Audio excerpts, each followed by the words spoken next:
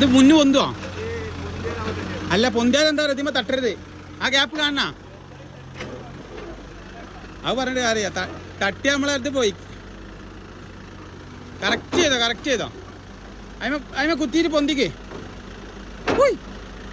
കൈ വെച്ചാണ് പൊന്തിട്ട് ചാട്. ആ തട്ടു.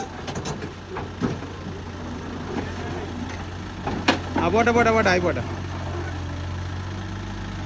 പോവാ. ഓ മാഷാ അല്ലാ, അത്ര കണ്ണിങ്.